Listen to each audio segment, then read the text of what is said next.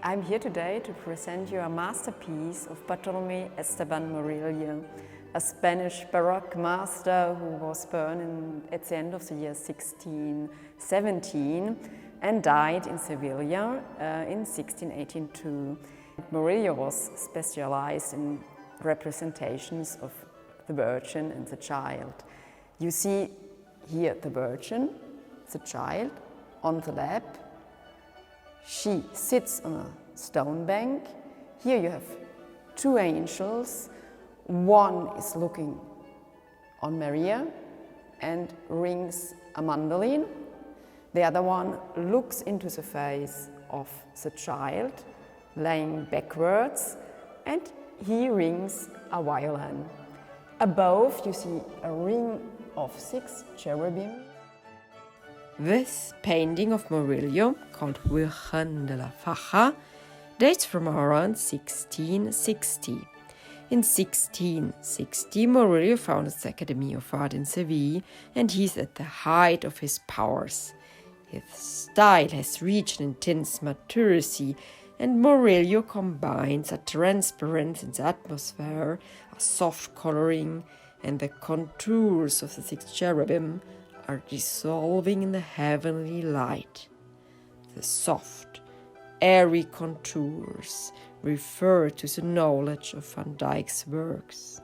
Artistically, the painting is a mature work. It has a masterful, wise, and very sophisticated composition of crossed diagonal lines in which the characters are arranged. The cherubim float in a semicircular dance. The divine, warm and golden light shines down on the group of the people from above and underlines the tenderness and affection of the Holy Mother. This contrasts with the cold, hard, white and worldly light which seems to come from the side and illuminates the sitting mother and her child. The composition is an elegant play of contrasts, of warm and cold tones, of light and dark. The Virgen de la Faja undoubtedly has an extremely well-studied and skillful composition. Technically and stylistically, it is a masterpiece of Murillo. He did a lot of representations of the Virgin with the Child. Two of his most famous representations are the Virgen del Rosario at the Prado in Madrid and the Madonna with Child at the Palazzo Pitti in Florence. The Virgin presents the Christ Child, and both look at the devout observer. Indeed, in all the other representations, Murillo shows the Madonna with Child in a classical, traditional and schematic way. Whereas here, at the Virgin of Sassache, Murillo breaks the rules and opts for innovation. Let's see what makes this Virgin so special. Mary looks at the Child and tries to enclose the Child in swaddling clothes. Mary is actively taking care of the Child and is wrapping him in new linen sheets. With one hand, she pulls on the end of the linen clothes and folds it over the other part, which she holds on the abdomen of the Christ Child, who is lying backwards on her lap. The Child seems to help her by lifting his legs up slightly and stretching out his arms. The atmosphere is calm and serene. If you ignore the 2 angels and cherubim in heaven, we discover a humble scene of daily life. Despite the apparent calm, the interpretation is provocative. The Holy Mother is an active and young mother who makes an everyday and earthly gesture. Only a delicate nimbus in the shape of the radiating wreath shining above the boy's blonde head points to his divine origin. Murillo skillfully blends the earthly with the heavenly and gives the signs a human touch and makes them appear natural and truthful.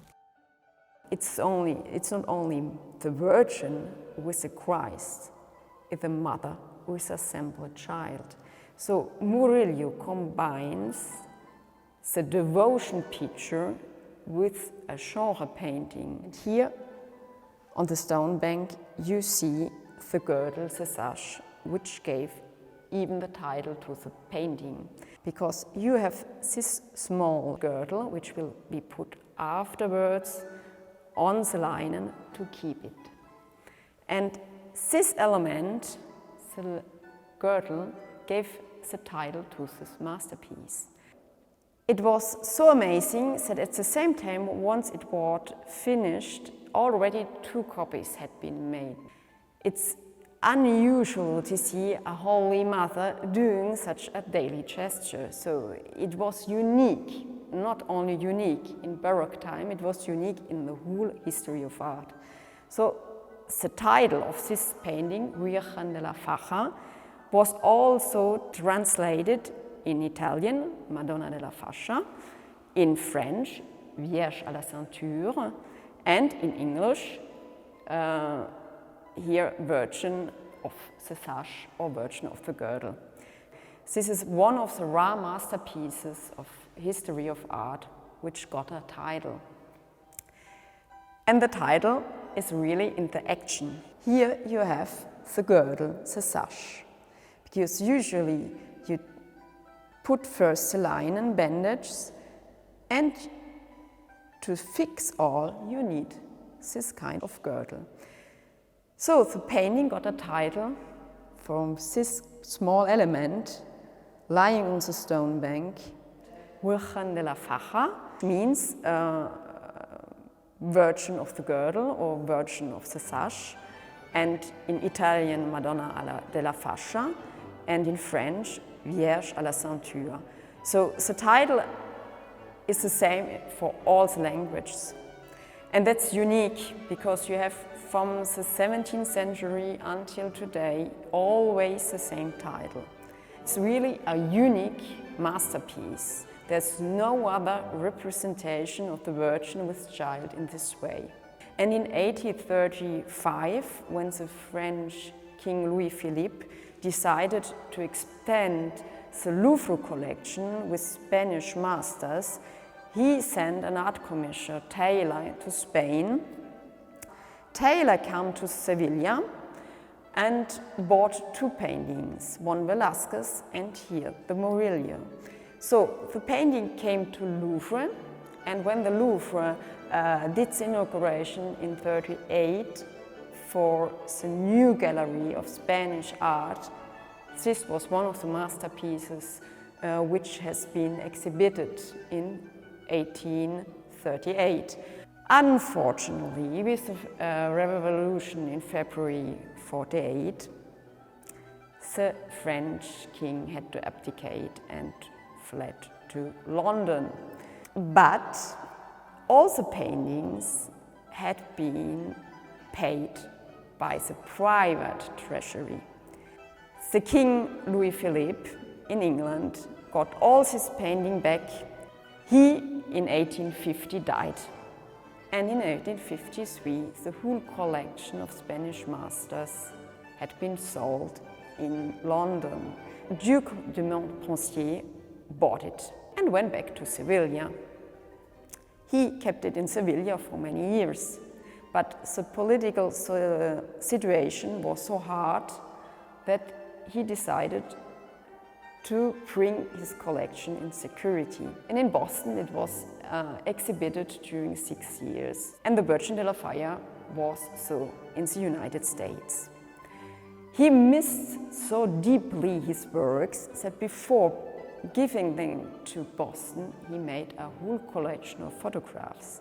So we have nearly the first photographs of art paintings of masterpieces, and he started the first photographs in the 50s. It was held always in private collections. It's amazing because the painting is absolutely not only a masterpiece of Murillo, it's also a masterpiece in the history of art, and it has a provenance, a pedigree, which is absolutely unbelievable. The most important collections of the 19th century and also exhibited in the Louvre, is absolutely amazing. It's undoubtedly a masterpiece.